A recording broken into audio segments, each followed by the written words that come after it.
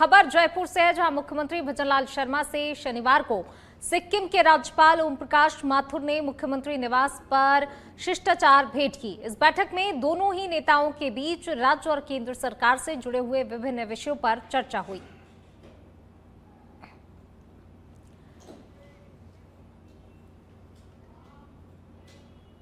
जयपुर से खबर, राज्यपाल से सिक्किम के राज्यपाल ओम प्रकाश माथुर की शिष्टाचार भेंट हुई। राज्यपाल हरिभाऊ बागड़े से राजभवन में मुलाकात की। इस दौरान दोनों ने विभिन्न विषयों पर गहनता से बारीकी से चर्चा की। राज्यपाल से उनकी ये भेंट शिष्टाचार भेंट थी।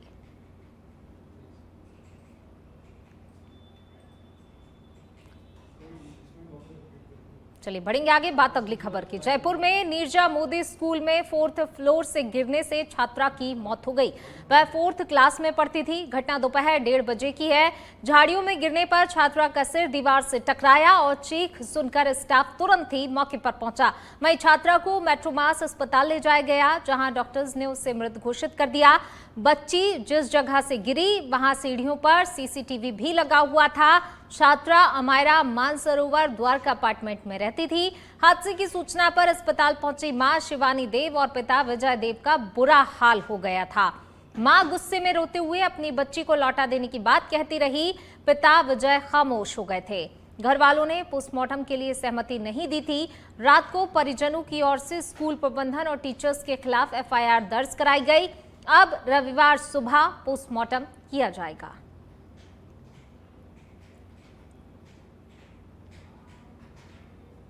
झुंझुनू से बड़ी खबर आपको बता रहे हैं। रोडवेज बस के नीचे आने से बुजुर्ग की मौत का मामला। बस के चालक महावीर प्रसाद को फिर से थमा दी बस। एक आंख से धुंधलापन दिखता है। महावीर प्रसाद को रिटायरमेंट का भी सिर्फ 1.5 साल ही शेष था।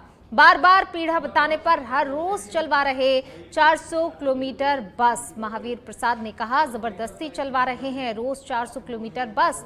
3 महीने से दिन में खाना भी नहीं खाया। ऐसा ही बना रखा है रोटेशन।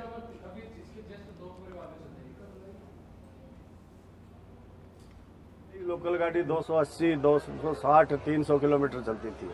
अब 100 किलोमीटर एक्स्ट्रा, जब 125 किलोमीटर बढ़ा के और जबरदस्ती चलाया जा रहा है। पहले ही लोकल गाड़ी 280, 260, 300 किलोमीटर चलती थी।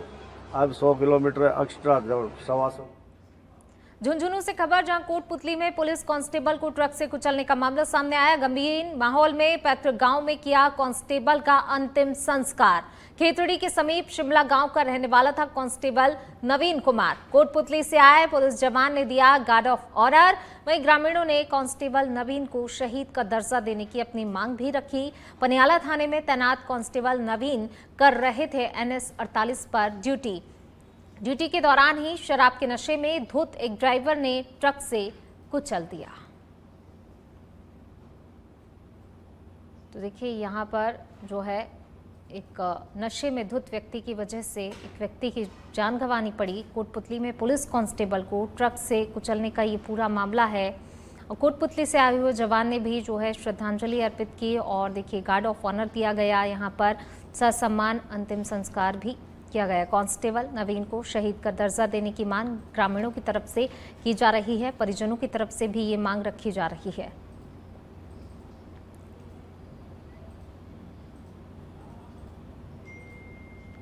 धौलपुर जिले के राजाखेड़ा में एक 17 वर्षीय किशोर गंभीर रूप से घायल अवस्था में सूखे कुएं में पड़ा हुआ मिला, जिसे इलाज के लिए ले जाते समय उसने रास्ते में ही दम तोड़ दिया। किशोर का एक हाथ कंधे से अलग था, जिससे बाद में मौके पर पहुंची राजाखेड़ा थाना पुलिस ने कुएं से रेस्क्यू किया। घटना शनिवार दोपहर राजाखेड़ा थाना क्षेत्र के कुम्हरपुरा गांव के पास की बताई जा रही है।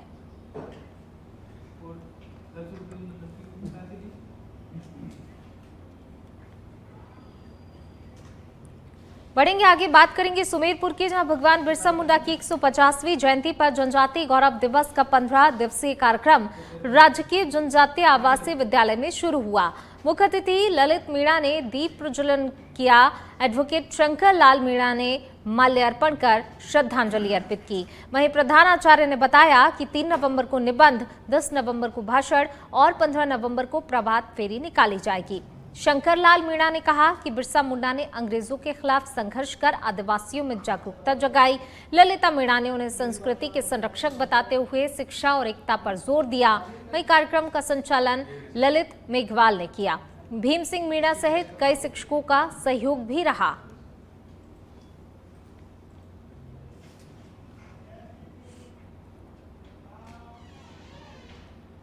सच बेधड़क के करौली जिला संवाददाता चरण सिंह डाकुर ने हनुमानगढ़ी में नागा शिरोमणि संत अभिषेक दास महाराज से आध्यात्म पर विशेष चर्चा की। खास साक्षात्कार में महाराज ने कहा कि माता पिता और गुरु का ऋण चुकाना सहज नहीं, सात्विक जीवन जीना चाहिए जिसमें भोजन, कर्म और विचारों में शुद्धता हो। घर का मुखिया पूर्वजों और बच्चों के बाद भोजन करे, यही परंपरा निभानी चाहिए। अभी हम हैं अयोध्या की नगरी, जहां हम बात कराएंगे अभिषेक दास महाराज जी से। आदमी की जो दिनचर्या, लोगों की दिनचर्या किस तरीका से होनी चाहिए। सबसे पहले तो सभी समस्त देशवासियों को जय श्री राम। और जैसा भी आप बताएं कि दिनचर्या कैसी होनी चाहिए, तो हमारे यहाँ जो हमारे पूर्वज हैं, हमारे जो सनातन है, हमारा जो वेद है, हमारा जो पुराण है, हमारा जो शास्त्र है, हम लोग अपने पुराणों को ही मानते हैं, वेदों को ही मानते हैं, वेदों में लिखी हुई बातों को मानते हैं।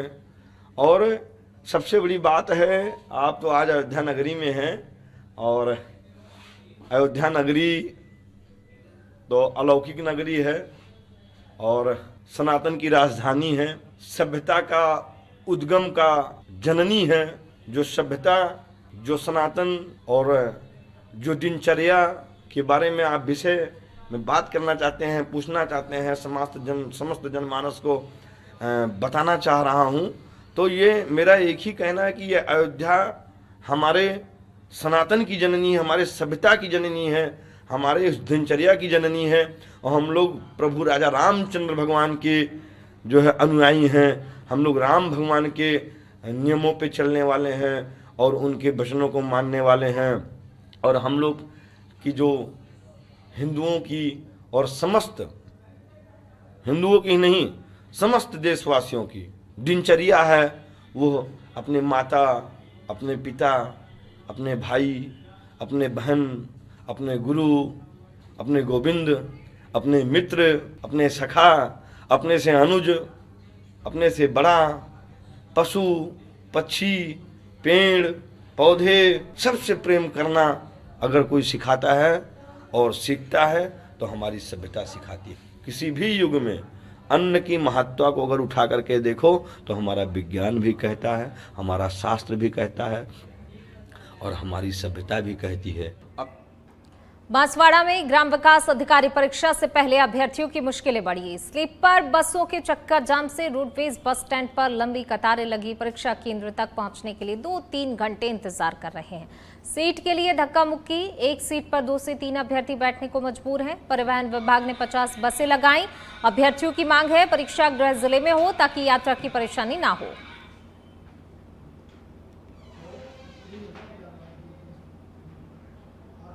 मैं बांसवाड़ा रोडवेज बस स्टैंड के ऊपर में खड़ा हूं। कल वीडियो की परीक्षा है। ऐसे के अंदर में जो अभ्यर्थी है जिनका दूर दराज सेंटर आया है, वो अभ्यर्थी यहां पर लाइनों के अंदर में लंबे लगे हुए खड़े हुए हैं। बस इंतजार है कि रोडवेज के अंदर में सीट मिल जाए और जहां पर अपना सेंटर है वहां तक पहुंचे। लेकिन इस रोडवेज के अंदर में बैठने से पहले यहां पर पुलिस की भी यहां पर सुरक्षा व्यवस्था है ताकि किसी भी प्रकार की कोई धांधली नहीं हो जाए। इस भीड़ के बढ़ने के पीछे का भी एक कारण है, क्योंकि जिस प्रकार से जो स्लीपर बसें हैं उनका चक्का जाम हो गया। ऐसे के अंदर में अभ्यर्थियों को यहां पर दुगुनी परेशानी का सामना करना पड़ रहा है, क्योंकि अभ्यर्थी समय पर जाना चाहता है, क्योंकि लंबे समय से वह तैयारी करता है और तैयारी करके अपने उज्जवल भविष्य की यहां पर तैयारी करने के बाद के अंदर में इस जो भविष्य की जो परीक्षा है उसको देने के लिए यहां पर जा रहा है। लेकिन परीक्षा देने से पहले यहां पर उसको दोहरी समस्या का सामना करना पड़ रहा है। एक तो घर से जल्दी निकलना, दूसरी तरफ यहां पर जो एक लंबी कतार है उसके अंदर में लगना। आपका सेंटर उदयपुर है, मिल रही है बसें वगैरह नहीं मिल रही है? हाँ, ये लगी हुई है, ऐसे ही लगी हुई है। कितने टाइम से लाइन पे लगे हुए हैं? हम सुबह 8 बजे से यहाँ ऐसा देर खड़े रहे। हाँ, आप कितने टाइम से लगे हुए हैं? हम 1 बजे से यहाँ खड़े। कहाँ से आए आप?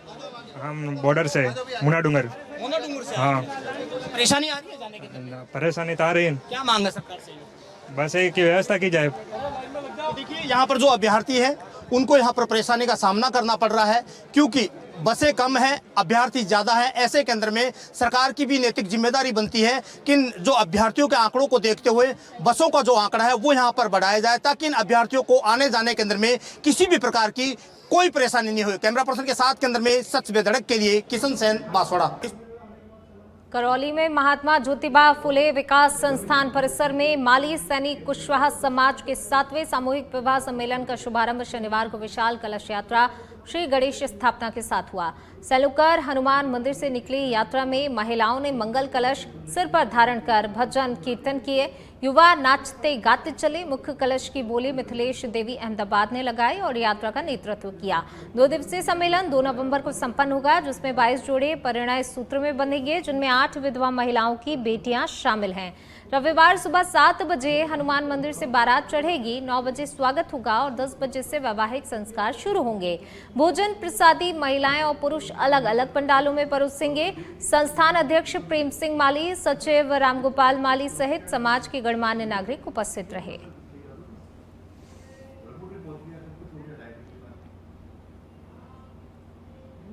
सिरोही के आबू रोड से खबर आपको बता रहे हैं। मालगाड़ी की चपेट में आने से एक व्यक्ति की मौत हो गई। रेलवे पटरी को क्रॉस करने के दौरान हादसा हुआ। सूचना पर जीआरपी और रिको पुलिस पहुंची मौके पर। पुलिस ने मौके पर घटना स्थल का जायजा लिया। रिको थाना क्षेत्र के चेक पोस्ट पुलिया के पास हादसा हुआ है। हादसे के बाद आज पुलिस को शव ले जाने में फिर से परेशानी हुई। घटना के बाद समय पर वाहन नहीं मिलने से भी भारी परेशानी होती है। पुलिस स्वयं अपने स्तर पर वाहन का खर्च भी वहन कर रही है। बढ़ेंगे आगे, बात करेंगे अलवर के खेड़ली में देवउठनी एकादशी पर मंदिरों, शिवालयों और देवालयों में धार्मिक कार्यक्रम आयोजित हुए। हिंडौन रोड स्थित श्री लक्ष्मी नारायण मंदिर में शालिग्राम और तुलसी महारानी का विवाह संपन्न हुआ। 4 माह वैकुंठ शयन के बाद श्री हरि विष्णु जागृत हुए। घरों में पुए, पूड़ी, गन्ना, सिंघाड़े से पूजन किया गया। महिलाओं ने संकीर्तन कर कन्यादान किया। महंत कृष्ण गोपाल शुक्ला और अनूप कुमार गौड़ ने पूरे हिंदू रीति रिवाज से फेरे कराए। इसके साथ मांगलिक कार्य शुरू हो गए। बाजारों में विवाह सीजन की चहल पहल भी देखी गई।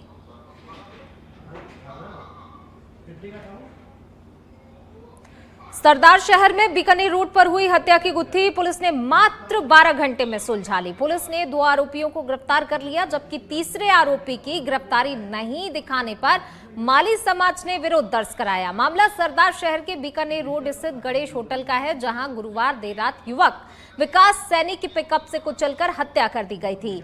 परिजनों के अनुसार खाना खाने के पैसे को लेकर हुए विवाद ने रंजिश का रूप ले लिया और तीनों आरोपियों ने मिलकर विकास को पिकअप से कुचल दिया। घायल युवक को जयपुर रेफर किया गया, लेकिन रास्ते में उसकी मौत हो गई।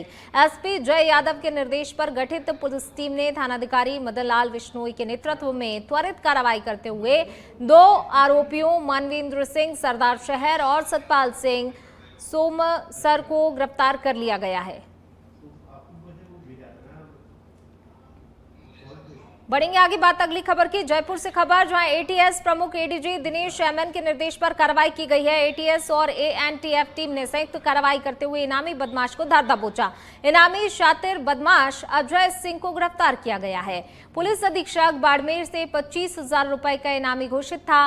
2 दिन से टीमें घेरा डालकर बैठी रहीं और आते ही धर दबोचा। एटीएस आईजी विकास की मॉनिटरिंग पर पुलिस टीम ने धरपकड़ की कार्रवाई की है। खजुवाला से बड़ी खबर आपको बता रहे हैं। सच बेधड़क की खबर का एक बार फिर असर देखने को मिला है। सवारियों से भरी पिकअप गाड़ी की खबर प्रमुखता से चलने के बाद पुलिस की कार्रवाई देखने को मिली। रोड सेफ्टी नियमों की उल्लंघन करने वालों के खिलाफ कार्रवाई की गई है। बिना नंबर के बाइक और स्कूली बच्चों को बैठाकर ले जा रही पिकअप गाड़ी को सीज किया है। तो ये बड़ी कार्रवाई देखने को मिली है। सच बेधड़क की खबर का असर यहां पर देखने को मिला है। आधा दर्जन से अधिक वाहनों के काटे चालान। थाना अधिकारी सुरेंद्र प्रजापत ने कहा, रोड सेफ्टी के उल्लंघन करने वालों के खिलाफ सख्त कार्रवाई होगी।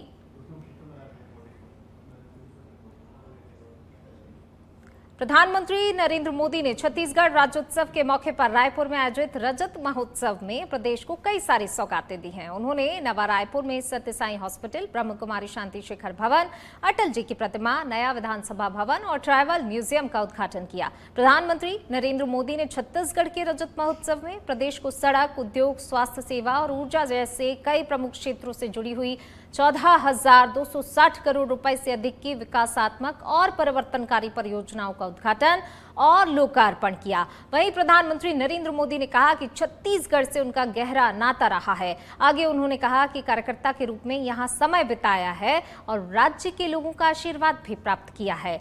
छत्तीसगढ़ के परिवर्तन का साक्षी बनने का सौभाग्य मिला है। प्रधानमंत्री ने राज्य के लोगों को बधाई और शुभकामनाएं दी और कहा कि 2025 भारतीय गणतंत्र का अमृत वर्ष है। उन्होंने संविधान निर्माण में योगदान देने वाले महान विभूतियों का भी सम्मान किया। भारत रत्न अटल बिहारी वाजपेयी की प्रतिमा का अनावरण करते हुए उन्होंने कहा कि अटल जी का सपना अब साकार हो रहा है और छत्तीसगढ़ विकास की नई इबारत लिख रहा है। प्रधानमंत्री नरेंद्र मोदी ने आगे कहा कि साल 2000 में जब अटल जी ने छत्तीसगढ़ राज्य का गठन किया तो वो निर्णय केवल प्रशासनिक नहीं था, वो निर्णय विकास की नई राह खोलने वाला निर्णय था। वो निर्णय छत्तीसगढ़ की आत्मा को पहचान दिलाने वाला निर्णय था। इसलिए आज जब इस भव्य विधानसभा के साथ साथ अटल जी की प्रतिमा का भी अनावरण हुआ है तो मन कह उठता है, अटल जी जहां भी हों, अटल जी देखिए आपका सपना साकार हो रहा है। देखिए, छत्तीसगढ़ राज्य स्थापना के 25 वर्ष होने पर रजत जयंती वर्ष मना रहे हैं, महोत्सव मना रहे हैं और हमारे देश के भी प्रधानमंत्री नरेंद्र मोदी जी इस कार्यक्रम में आए और जिस प्रकार से छत्तीसगढ़ का जवानी अवस्था में विकास संवारने का काम आदरणीय मोदी जी कर रहे हैं। श्रद्धेय अटल बिहारी वाजपेयी जी ने छत्तीसगढ़ निर्माण करके दिया था और मोदी जी संवारने का काम कर रहे हैं। नक्सलवाद खात्मे करने की बात हो, रेल लाइन की बात हो, 4 लाइन की बात हो और अन्य विकास की बात, जिसके कारण पूरे छत्तीसगढ़वासी में उत्साह का माहौल बना हुआ है और आज हमारे लिए गौरव का क्षण था। छत्तीसगढ़ आज रजत जयंती अवसर मना रहा है और यहाँ पर देखिए छत्तीसगढ़ के कई कार्यकर्ता भाजपा के कई जगह से आ रखे हैं और इनसे बातचीत करते हैं कि छत्तीसगढ़ में रजत जयंती समारोह पर क्या क्या है और अब नक्सलवाद का खात्मा हो रहा है और विकास की नई गाथा लिख रहे हैं। आज मोदी जी आ रहे हैं, किस तरह से देख रहे हैं? जिस तरह विकास कर रहे हैं मोदी जी, वो उसके अग्रणी और वो उसके साथ में हम लोग जो ओर देख उसको आगे बढ़ा रहे हैं, उसका बहुत बड़े क्षण है हम लोग का कि हम उसके कार्यकाल में हम यहाँ पर है, वो बहुत बड़े हम लोग के लिए गर्व की बात है। छत्तीसगढ़ में बहुत विकास हुआ है। आज 25 साल हो गया छत्तीसगढ़ को स्थापना दिवस मनाते हुए, इसलिए आज रजत महोत्सव के रूप में आप छत्तीसगढ़ स्थापना दिवस मना रहे हैं। जी बिल्कुल विकास करेंगे। नरेंद्र मोदी जी हमारे ग्राम तूता में आ रहा है, इससे पहले भी बहुत विकास हुआ और 25 साल में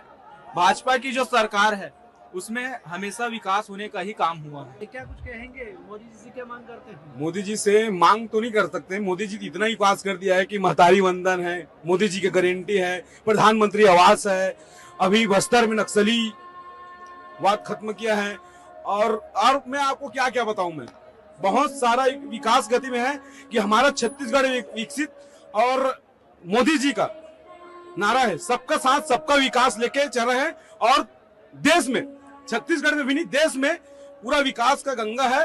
अब उसके लिए मैं कोई बखान नहीं कर सकता। मैं आज ये विकास की गंगा पूरे छत्तीसगढ़ में बह रही है और ये हमारे से शुरुआत नहीं हुई, ये गुजरात से लेकर शुरुआत होकर पूरा हमारे छत्तीसगढ़ तक अच्छा खासा पहुंचा हुआ है और आज नक्सल मुक्त हो गया हमारा राज्य, जो है अपराध मुक्त हो ही रहा है ना। और जो मोदी जी ने मतलब बोले तो हर युग में भगवान अवतार लेके आते हैं, तो मोदी जी भी उसी भगवान के अवतार है जो इस युग में हमको भगवान के रूप में हमको मिले हैं। तो ये देखिए छत्तीसगढ़ के युवा आज रजत जयंती अवसर पर भी प्रधानमंत्री नरेंद्र मोदी का अभिवादन कर रहे हैं। इनका कहना है कि छत्तीसगढ़ का विकास हो रहा है। युवा अवस्था में छत्तीसगढ़ पहुंच चुका है। युवा मोर्चा के प्रदेश अध्यक्ष जी योगेश जी टिकरा से जानकारी चाहते हैं कि किस तरह से देखते हैं और रजत जयंती अवसर पे आज मोदी का आगमन। बिल्कुल, रजत जयंती वर्ष है, छत्तीसगढ़ अपना 25 वर्ष पूर्ण कर रहा है और ऐसे शुभ अवसर पर माननीय नरेंद्र मोदी जी छत्तीसगढ़ के 25वें वर्ष के साक्षी बनेंगे।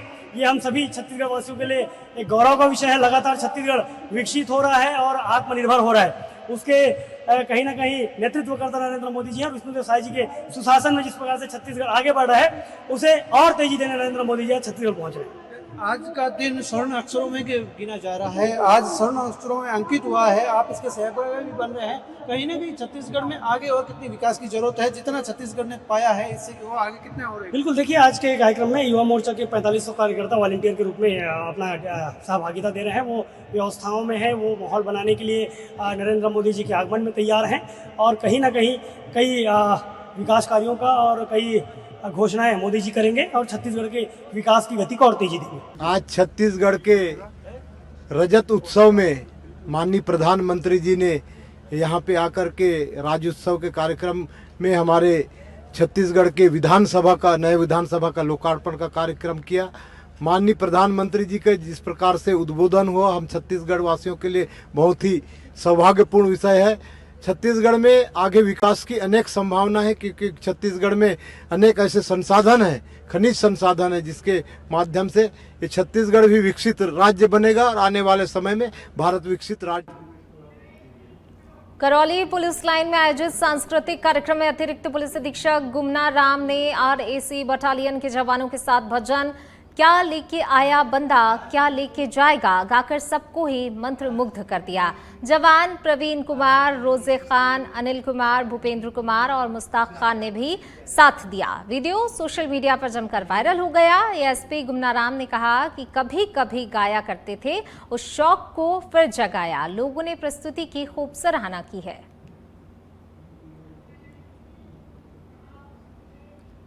बढ़ेंगे आगे, बात करेंगे भिवाड़ी के, जहां आशियाना टाउन में चैन स्नैचिंग की वारदात का पुलिस ने महज 72 घंटे में ही खुलासा कर दिया। 2 शातिर बदमाशों को गिरफ्तार भी कर लिया।